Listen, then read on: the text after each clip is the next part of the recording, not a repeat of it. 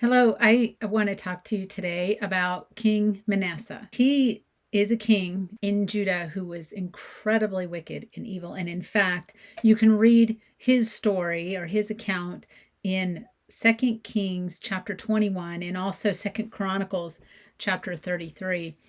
The list of his sins were just numerous and long. And in fact, in Second Kings, it tells us that he did much evil in the sight of the Lord to provoke him to anger. In Second Chronicles, it tells how the Lord sent a prophet to him to warn him about his evilness. He passed his sons through the fire, which is child sacrifice. It's the same as abortion today. He practiced all kinds of witchcraft and soothsaying, and he seduced Israel to do all these things after him. And then he also set up images and defiled the temple of God where God put his name. What happened is when the prophets came to warn him, that God sent to Manasseh to warn him that if he didn't turn from his ways, some bad things were going to happen. And Manasseh just basically put his hand up to them and he said, I'm not going to listen.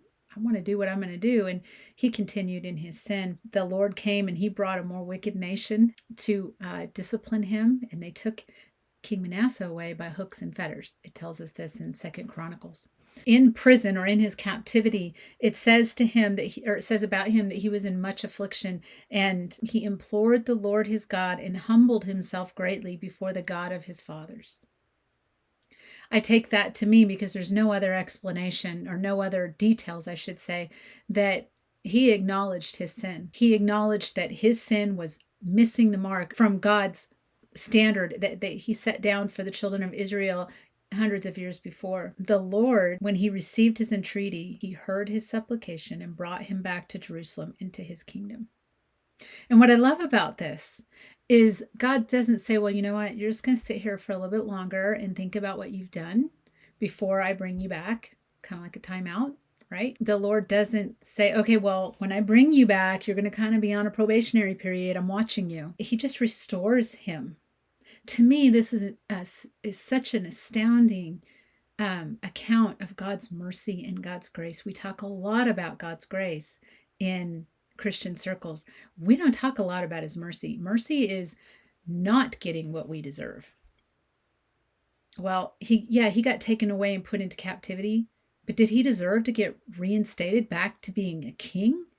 No. I mean, God could have rightly and justly said, well, I'm going to restore you, but not to your kingdom. You're just going to go back and live like everyone else. Someone else is going to be king. He didn't do that either. He gave him his kingdom back. He entrusted the rule of his people back to him, back to King Manasseh. And I think that this is an incredible, encouraging word for all of us who feel that our sins are just so dark and that we somehow have to prove ourselves. And really that's pride, because we can't do anything in and of ourselves to earn God's mercy and grace. And that's why he restored him immediately, because he couldn't earn the gifts that God was going to give him. He couldn't earn the gifts that God had given him. So today, if you find yourself in this kind of a predicament, a struggle in your heart, in your head, just trust God. Just cry out to him. Acknowledge your sin before him and watch how he delivers you, because he loves you, because he delights to deliver in you. I hope you have a good day.